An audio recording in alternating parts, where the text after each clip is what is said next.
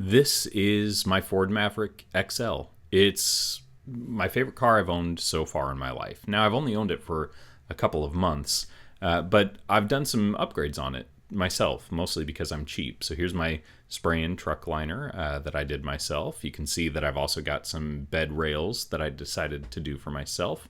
But the one thing missing that I really wanted was this wireless charging module that's just not available on the XL.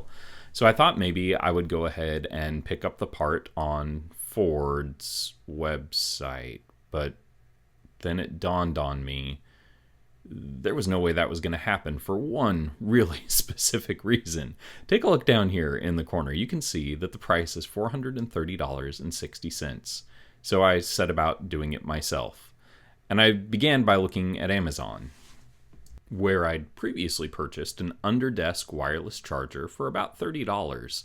I figured that would be a good place to start. I have one of these wireless chargers on my desk at work, and I found it to be perfect for what I needed, charging through about a 2-inch thick desk. And rather than tapping into an existing wire inside of my vehicle, I decided to use a Micro 2 fuse tap.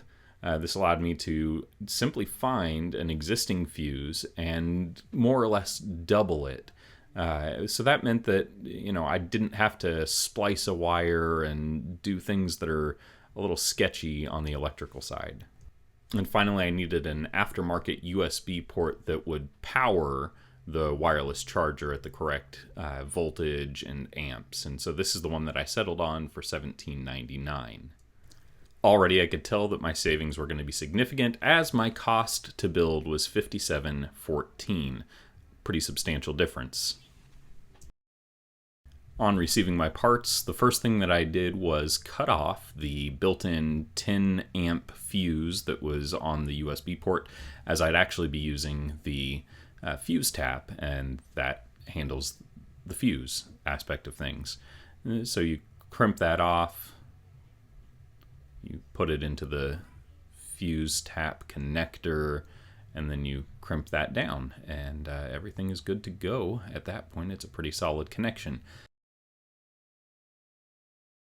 That set and ready to go, we are now inside of the Maverick. On the passenger side, underneath the glove box, you have this panel that comes off with 3 clips. Fairly easy to remove and also fairly easy to put back in. You can see all of the fuses on the left-hand side here. Initially, I had decided to use fuse 20, which is a 10 amp fuse that is labeled as spare. However, that fuse is not switched on with the ignition. It's constantly at 10 amps. And so instead I opted for fuse number 3, which is the auto-dimming headlights and several other features on the vehicle.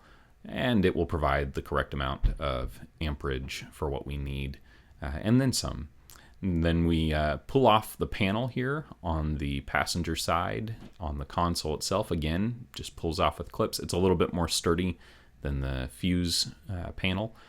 We're going to snake that through there, manage our cabling pretty well, and those are, fairly important things to do if you want this to be a clean install.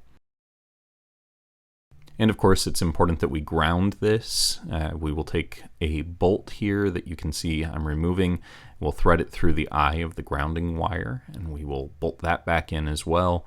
And then we'll button everything up on the passenger side by putting the panel back on, and we will then put the fuse panel back on as well.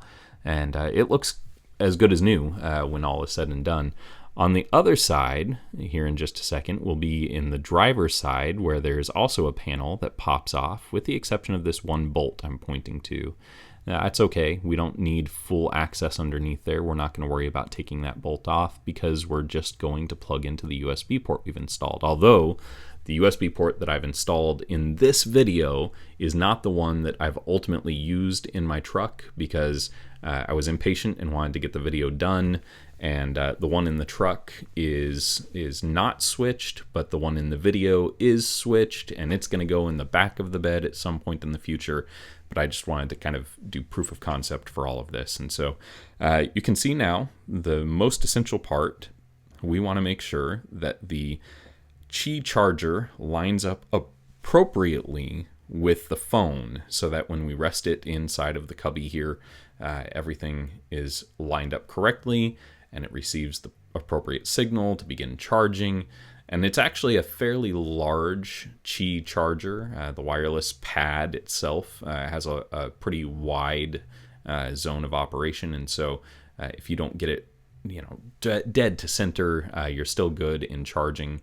You can see here that I'm looking for the right spot, and then I'm going to stick it on there because it's in the perfect spot, I think, for my phone. I tried it out in multiple places myself.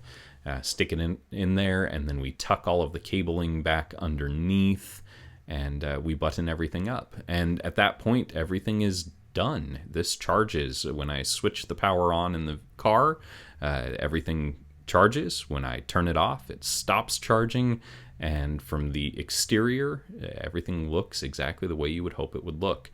Right now, I'm using a small cutout of tray liner from Harbor Freight. I have a whole bunch of this laying around, and so that's what I'm using to keep it from skidding.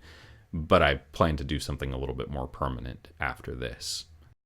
So that's how I added wireless charging to my XL trim Maverick for $57.14 and about 15 minutes of my own time.